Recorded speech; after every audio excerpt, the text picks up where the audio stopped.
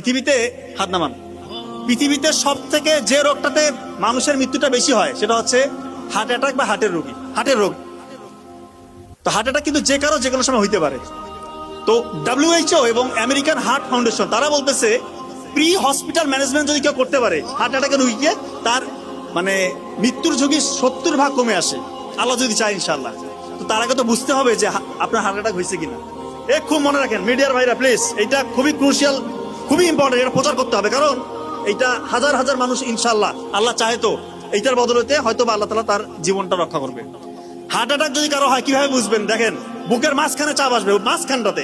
অনেকে মনে করেন বুকের বাম পাশে মনে হয় চাপ, না, বুকের মাঝখানে ব্যথা বা চাপ, এমন চাপ যদি 20 কেজি ওজনের একটা পাথর আপনার বুকে চাপা দেয় তাহলে কেমন ওজন লাগবে? ভারী লাগবে না? মনে হয় একটা ভারী কিছু চাপ দিচ্ছে, এরকম চাপ অনুভব হবে। সাথে এই চাপটা আপনার এই শোল্ডারে বাম হাতের দিকে ছড়িয়ে পড়বে, হাতটা মানে কপ কপ কপ কপ করতেছে, আপনার ওই সময় ঘাম ছুটবে, সাথে শ্বাসকষ্ট হবে এবং আপনার বই ভাব আসতে পারে এবং মৃত্যুর ভয়। এই কয়েকটা ফিচার যদি আপনার থাকে আপনি কাল বিলম্ব করবেন না। যদি হাসপাতাল পাশে থাকে অবশ্যই হাসপাতাল নেবেন, কিন্তু অনেকের এরকম হয় যে হাসপাতাল একটু দূরে আছে। এই জন্য ওই WHO এবং আমেরিকান হার্ট ফাউন্ডেশন তারা বলছে প্রি হসপিটাল ম্যানেজমেন্ট বাসায় করতে পারবেন, খুব ইম্পর্টেন্ট। অ্যাসপিরিন, একটা ট্যাবলেট অ্যাসপিরিন 300 mg চিবিয়ে খেতে হবে, অ্যাসপিরিন চিবিয়ে খেতে হবে, ইনশাআল্লাহ তার 50% মৃত্যুর ঝুঁকি কমে আসলো। নাইট্রোগ্লিসারিন একটা হচ্ছে স্প্রে পাওয়া যায়, নাইট্রোগ্লিসারিন মার্কেটে বিভিন্ন নামে আছে, ওইটা জিহ্বার নিচে 2 চাপ দিতে হবে। আর এটা হচ্ছে অ্যাটরভাস্টাটিন গ্রুপের যে কোনো একটা ওষুধ 40 mg খাইতে হবে।